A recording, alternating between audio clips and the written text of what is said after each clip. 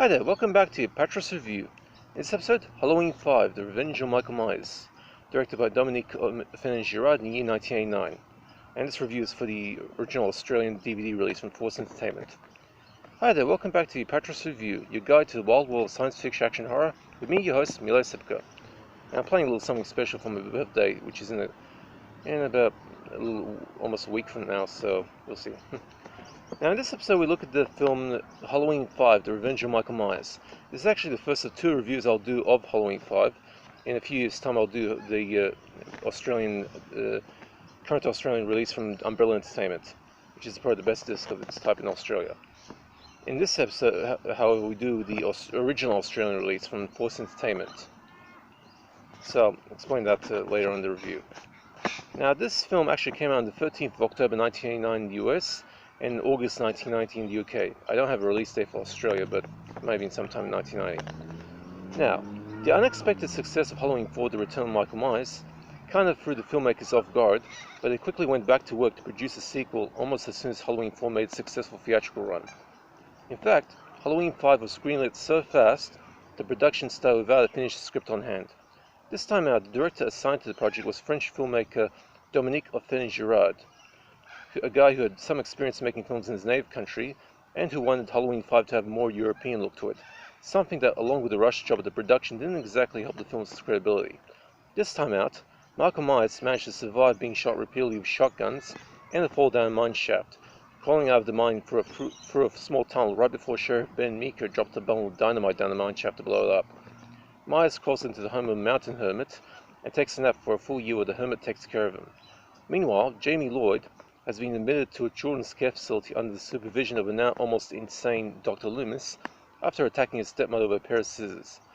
Once Halloween comes around, Myers wakes up from his year-long nap, kills the hermit, and then makes his way back to Haddonfield to resume his hunt of Jamie Lloyd. As all this is going on, a mysterious man in black clothing and a snazzy pair of steel-toed black cowboy boots arrives in town, apparently on a secret mission to help Myers out in case he needs it.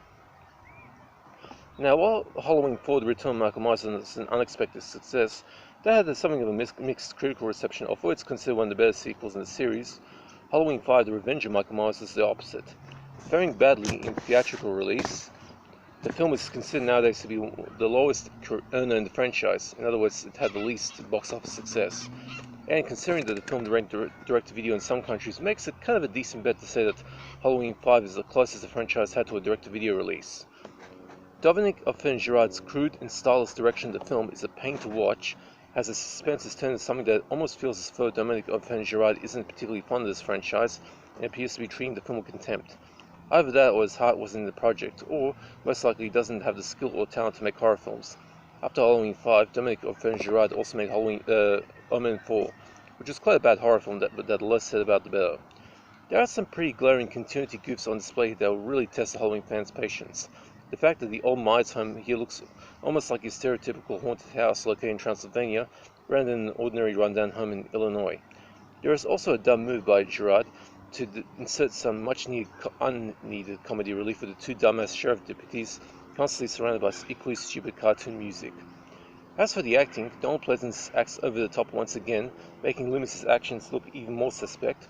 Don Shanks makes for a decidedly beefy and imposingly large Michael Myers.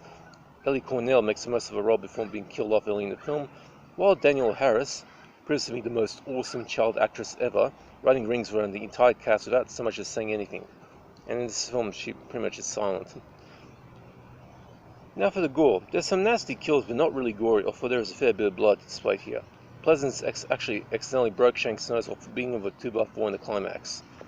As for nudity, the Halloween franchise isn't exactly known to be a TNA fest, but there have been bits of nudity in some of them. Here, Ellie Cornell is in the shower when her phone rings, the view of her body blocked by the shower curtain. Although, if you go through the scene frame by frame, you can see a very brief, like a single frame peek at a pubic bush for the thin gap in the curtain, and at the end of the shot, fuzzy full frontal for the curtain itself. Now, Halloween 5, The Revenge of Michael Myers gets a D, a 2 out of 10. It's the second worst film in the whole original Halloween franchise, and a pretty bad film overall. The worst Halloween film in this series would be Halloween Resurrection. Now, for the DVD. This was the first of two DVD releases of Halloween 5 in Australia. The second was through Umbrella Entertainment, which I'll review in the future. issued by Force Entertainment as part of the Halloween box set around the mid-2000s. As was the case of Halloween 4, this one is a non-anamorphic 185 frame, which looks reasonable, although watching this on high-definition monitors does tend to show the grain that exists through the film. It generally looks pretty old, and the English 5.1 sounds decent enough. There are no subtitles here, and the supplement consists of a 15-minute long electronic press kit originally made for the American Anchor Bay DVD release a few years earlier, and the film's brief trailer. I should also mention that Force Entertainment made a pretty big boo-boo with the titles of Halloween 4 and 5, switching around the words Return and Revenge for the wrong films. So, Halloween 5, Revenge of Michael Myers, pretty much gets a D, a 2 out of 10. It's pretty bad. Okay, hope you enjoyed that. Now, I don't do requests, but if you want to know for a particular film in my collection, or if you have any questions about DVDs, just hit me up in the comment section, I'll be happy to answer.